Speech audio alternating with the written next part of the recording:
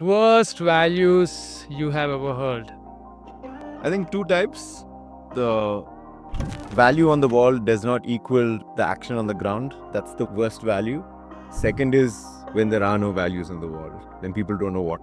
To me, that's the worst. Why did it take us 10 years to write down our values? Because we didn't have a wall to write values.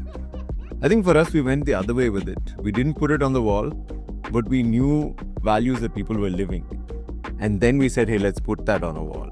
And I think that was so much easier than putting it on a wall and saying, guys, this is what we want to live on. Values, especially organizational values, are like a pink elephant in the room. They're there, they're visible, everyone can see them, but nobody actually wants to talk about them. And nobody believes it's real. And everyone loves fancy organizational values, right? Integrity, compassion, customer obsession. They pick all of these nice words from ChatGPT. Even my favorite, right? We're a family. And that essentially means, hey, there's no work-life balance. That's corporate speak for that. And if you think of the journey of values that they take in an organization, when an organization is starting, it's quite easy, right? The founders bring the values to the table and everyone's 15 people crammed into a WeWork space. Everyone's having lunch together, smelling each other's recycled air. It's close for comfort and it's all organic. Yeah. But then something happens when companies scale to that 150, 200 number. Is organic sort of value dispersion doesn't happen anymore. Very true. And then people are left thinking, how do we actually do things around here? Yeah. And that point, a company is normally scaling quickly, they want to grow, and values tend to get sidelined. So the question today is, how do you scale your company or organization while scaling your values authentically? Because you need a strategy, it has to be intentional. Because what worked at 50 won't work at 500. Very true. Yeah. I think the key word there is intentional, right? And as you already said, when you're small, it's organic. And there's some magic about that. And that's one of the reasons people love working with you. You're small, culture just shows up, values just show up. When you're small, your values are arm length that you experience in people around you. You're close to the founders and the senior management. So there's lots of intentional conversations around it. Very true. But when you scale, obviously that gets complex because every new hire brings their own baggage and they don't know what company culture is. They don't get to work with the seniors in the company. Then you really need to move from organic to being strategic or designed. I like that. Organic to strategic. Yeah. And part of being strategic is when we work with lots of companies and talk to employees, for example, and say, hey, do you know your company values? And a lot of times what we hear is, I've heard of the values in the orientation, just close to that harassment policy that I had to go through. But out of those 10 fancy words, I probably remember 3.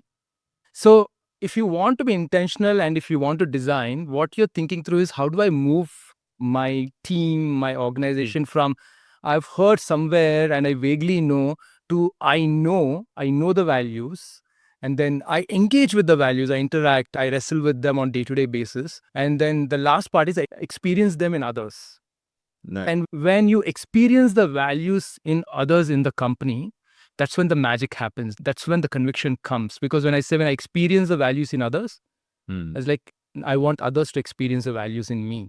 Nice. So what you're saying is, I hear, then I know it, I experience them and engage with them, and then others also experience it through me. Yeah.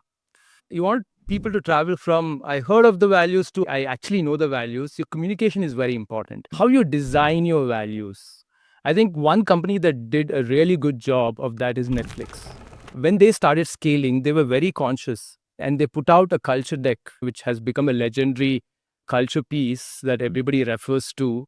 And they really designed their values well. They codified it. And that really helped the company to rally around the values and really engage with them. We learned from Netflix. I think they did it early, 2010s, 2011, if I'm not mistaken.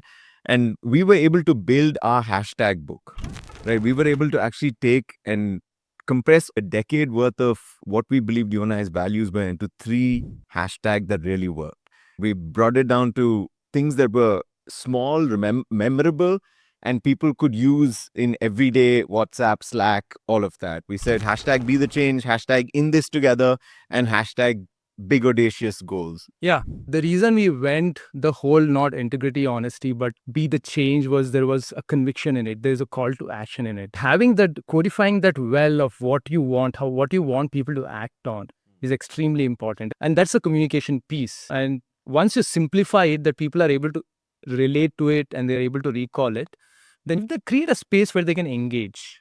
And Zappos really got it right there, right? Because they said, hey, we want to create rituals and rhythms and a language for people to engage. So everything that happened became a touch point, right? From your huddles to town halls to your HR onboarding practices, everything became a touch point because they said our goal is we don't want to laminate our values. We want our values to be lived out.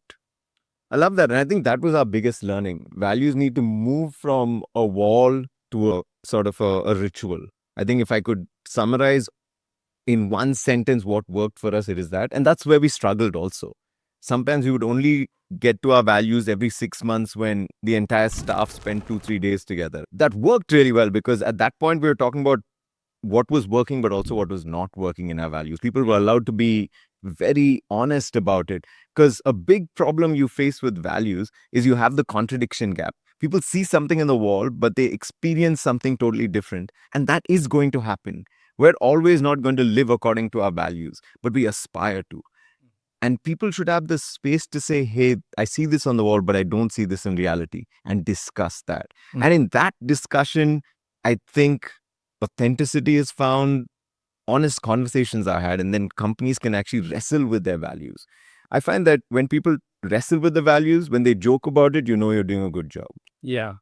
I think that's very insightful what you said, because Adam Grant says this, you really hold on to your core values, but you give it a space where people can bring their energy, and creating that space where people can give feedback, what's working, what's not working, how can we live out our values is very important. I think Satya Nadella talks about it. I think he learned it the hard way, that your culture needs to evolve. It doesn't just stay the same. Yeah. So creating that space where people can really engage helps, because through engagement comes, say, hey, I want the values to kind of be lived out through me.